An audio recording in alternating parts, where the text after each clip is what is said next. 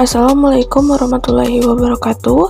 Kami dari kelompok 2 akan menjelaskan tentang teori keperawatan dari Callista Roy. Yang pertama ada biografi Callista Roy. Selanjutnya, Suster Callista Roy merupakan anggota suster-suster Santo Joseph dari Crownlet, lahir pada 14 Oktober 1939 di Los Angeles, California. Ia menerima gelar sarjana dalam keperawatan pada tahun 1963 dan master dalam keperawatan pada tahun 1966 serta gelar master lain sosiologi dan juga doktor pada tahun 1973 dan 1977. Saat bekerja menuju gelar masternya, Roy tertantang dalam sebuah seminar dengan Dorothy Johnson untuk mengembangkan model konseptual keperawatan. Saat bekerja sebagai staf pediatrik, ia menemukan dampak yang sangat besar sehingga ia menggunakannya sebagai dasar konseptual untuk proyeknya.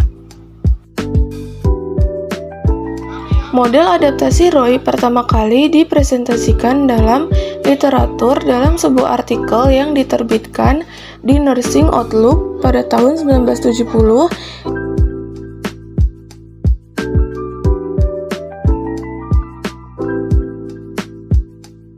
Pada tahun 1978, Roy diterima di American Academy of Nursing. Kemudian antara tahun 1983 dan 1985, ia bekerja sebagai perawat di klinik neurologi milik University of California.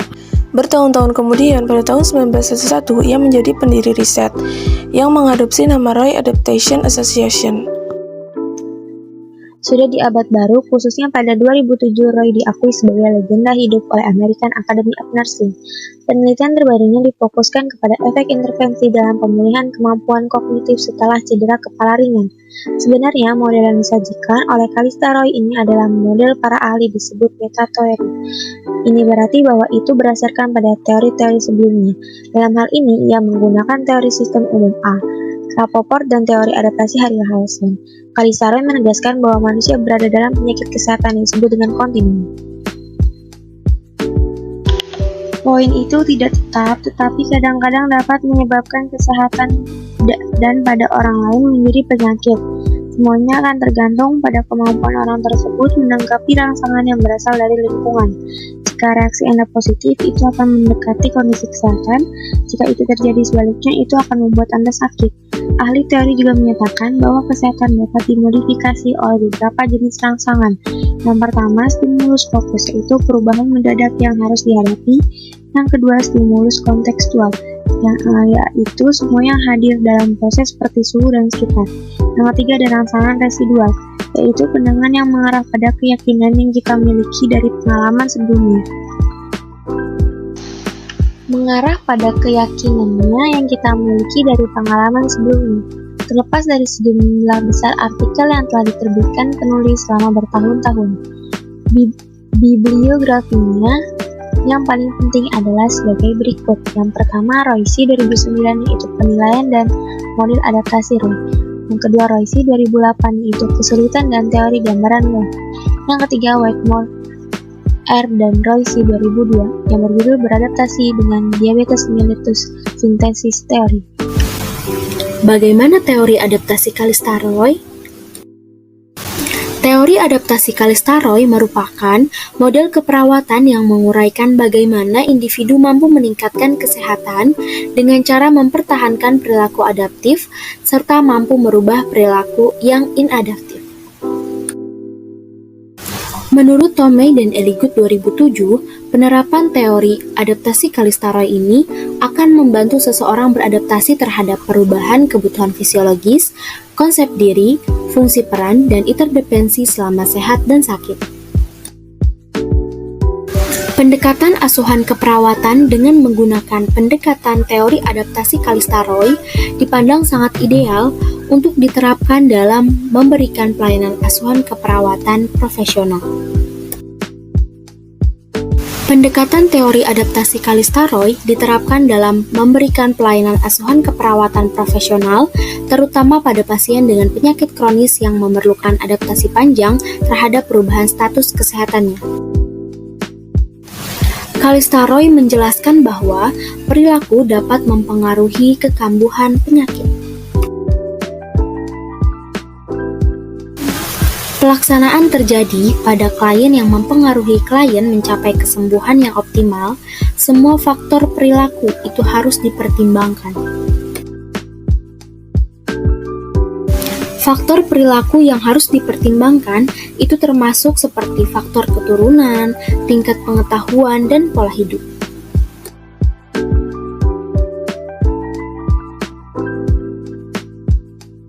Proses pelaksanaan implementasi harus berpusat kepada kebutuhan klien.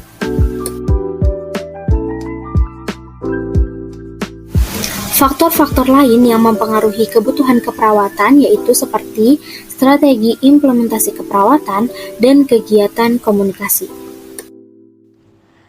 Keefektifan teori OREM mengajarkan klien untuk beradaptasi baik adaptasi perilaku maupun fisiologi, di mana dapat beradaptasi baik internal dan eksternal, dengan melaksanakan implementasi yang diberikan dengan mengacu pada adaptasi untuk mencapai derajat optimal dan dilakukan untuk memenuhi kebutuhan aktivitas klien dan perilaku pola makan yang baik.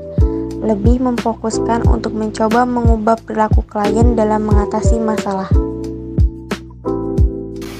Nah, selanjutnya kita akan membahas kelebihan dan kekurangannya teori OREM. Yang pertama akan dibahas kelebihan terlebih dahulu. Nah, apa aja sih kelebihan teori OREM?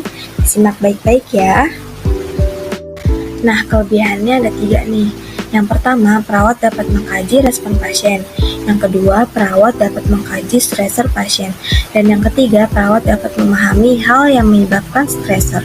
Nah, ada juga keunggulan lain dari teori ini, di mana keluarga bisa melakukan adaptasi, sehingga bisa mengatasi perasaan yang terjadi pada pasien. Nah, selanjutnya kekurangan teori OREM. Kira-kira apa aja sih kekurangannya? Nah, kekurangannya ini adalah hanya berfokus pada proses adaptasi dan pemecahan masalah pasien menggunakan proses keperawatan tanpa menjelaskan sikap dan perilaku merawat pasien, sehingga seorang perawat yang tidak memiliki perilaku caring akan menjadi stresor bagi pasiennya. Selanjutnya di sini ada aplikasi teori Kalistaroy pada asuhan keperawatan. Menurut Kalistaroy berpendapat bahwa ada 4 elemen yang sangat penting dalam teori Roy yang dapat diterapkan di rumah sakit. Antara lain, yang pertama ada elemen keperawatan. Keperawatan adalah suatu ilmu yang disiplin menjadi landasan dalam melaksanakan praktik keperawatan. Kemudian dalam Roy dan Andrews tahun 1991 berpendapat bahwa keperawatan sebagai ilmu dan praktik berperan dalam meningkatkan adaptasi individu dan kelompok terhadap kesehatan sehingga sikap yang muncul semakin positif. Melalui elemen keperawatan, perawat dapat meningkatkan interaksi individu dengan lingkungan sehingga adaptasi dalam setiap aspek semakin meningkat. Kemudian elemen yang kedua. Elemen yang kedua yaitu manusia. Manusia adalah suatu kumpulan unit yang saling berhubungan mempunyai masukan, proses kontrol, keluaran, dan umpan balik. Manusia dalam sistem ini berperan sebagai penerima asuhan keperawatan. Selanjutnya, elemen yang ketiga, elemen lingkungan. Perawat harus mengatasi lingkungan klien yang meliputi privasi klien, kondisi, keadaan, dan faktor yang lainnya. Kemudian elemen yang terakhir yaitu elemen sehat. Kesehatan adalah hal yang utama diinginkan semua orang. Begitu pula dengan klien yang ingin sehat seperti semula. Perawat dalam elemen ini harus berpikir ke depannya, bagaimana cara klien mendapatkan kesehatan tersebut. Perawat harus memberikan asuhan keperawatan yang tepat, menurut Briono tahun 2019. Sekian penjelasan dari kami, kurang lebihnya mohon maaf. Wassalamualaikum warahmatullahi wabarakatuh.